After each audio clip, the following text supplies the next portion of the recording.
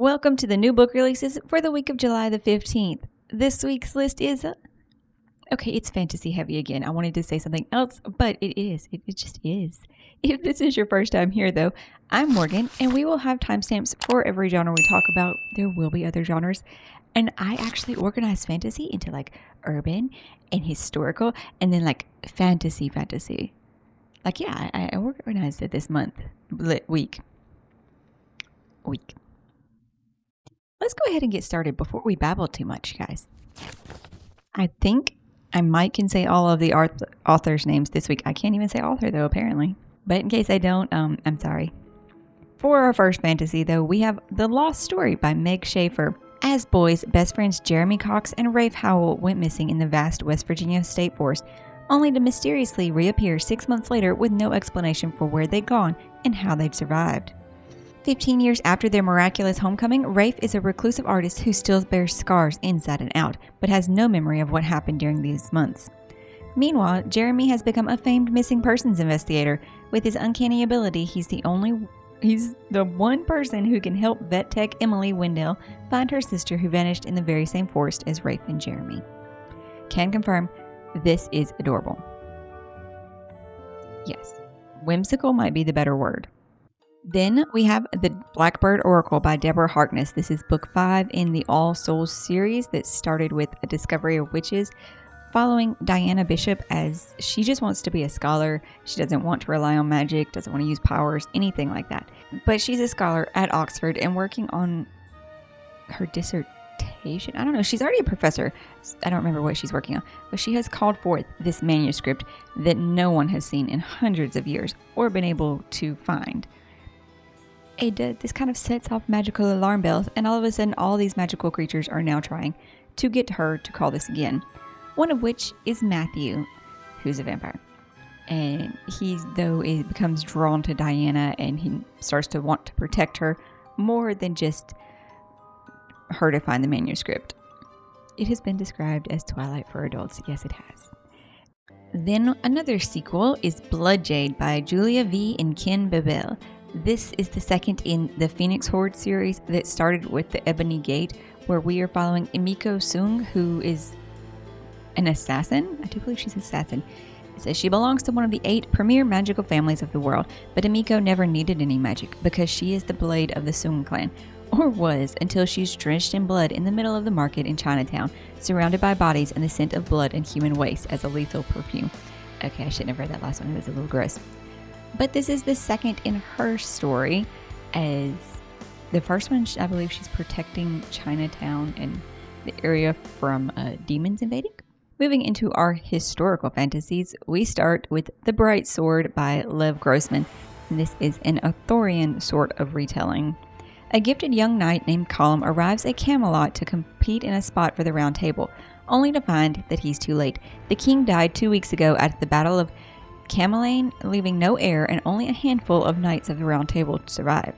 They aren't the heroes of legend like Lancelot and Gawain. They're the oddballs of the Round Table, from the edges of the stories like Sir Palomides, the saccharine knight, and Sir Dagonet, Arthur's fool, who was knighted as a joke. They're joined by Nimue, who was Merlin's apprentice until she turned on him and buried him under a hill. Together, this ragtag fellowship will set out to rebuild Camelot in a world that has lost its balance. We move on to A Rose by Any Other Name by Mary McMine. My name has only been whispered heretofore.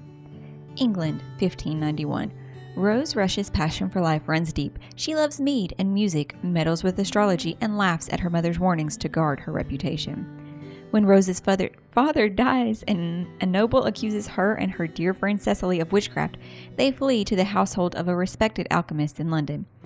But as their bond deepens, their sanctuary begins to feel more like a cage. To escape, they turn to the occult, secretly casting charms and selling astrological advice in the hopes of building a life together. So they become what they were accused of, it sounds like. Moving into the more fantastical fantasy? Epical fantasy? The Spice Gate by Parshanath Srivatsa. And I said I could say the names. The weight of spice is more than you know. Relics of a mysterious god, the spice gates connect the 8 far-flung kingdoms, each separated by a distinct spice and only accessible by those born with a special mark. This is not a caste of distinction, though, but one of subjugation. Spice carriers suffer the lashes of their master, the weight of the spices they bear on their backs, and the jolting pain of the gates themselves. Amir is one such spice carrier, and he dreams of escaping his fate of being a mule for the rich who gorge themselves on spices like the addicted gluttons they are. More important than relieving his own pain, though, is saving his family, especially his brother, born like him with the unfortunate spice mark that designates him for a life of servitude. Then we have The West Passage by Jared Pechacek. When the guardian of the West Passage died in her bed, the women of Grey Tower fed her to the crows and went back to their chores. No successor was named as guardian, no one took up the fallen blade, the West Passage went unguarded. Now snow blankets gray in the height of summer, foretelling the coming of the beast.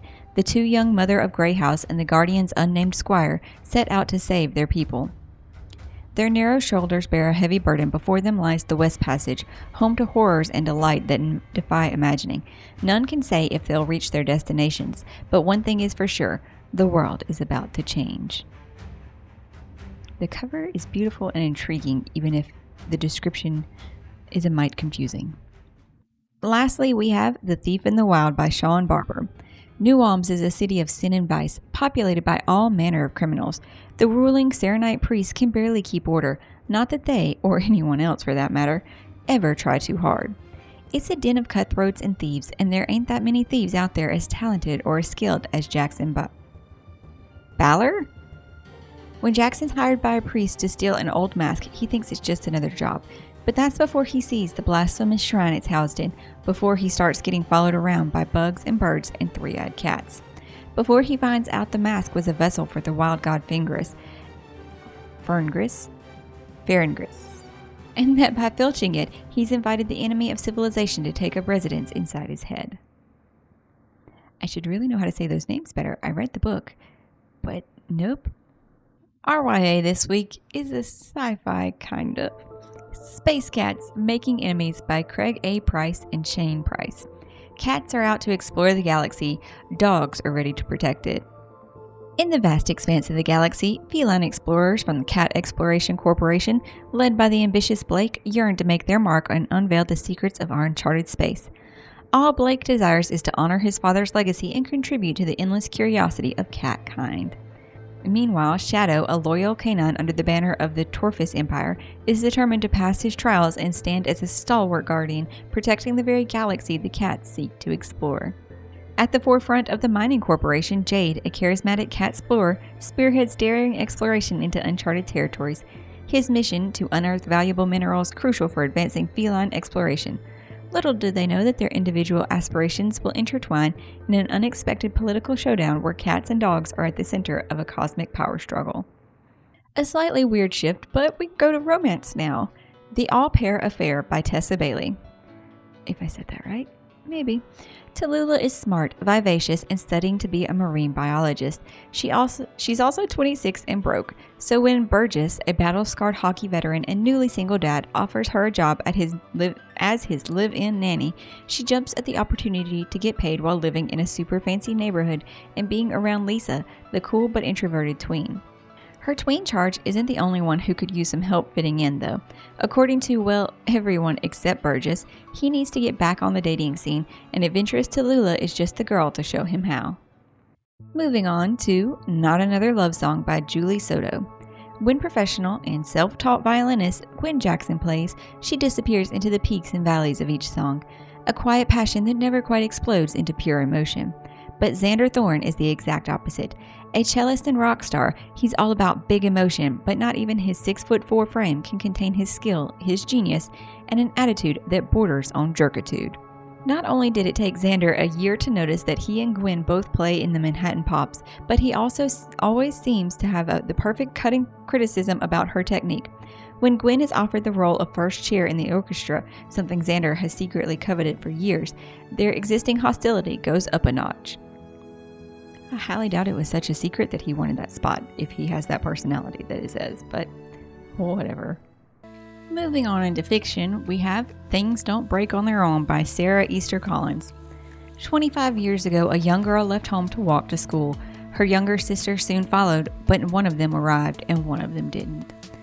Her sister's disappearance has defined Willa's life.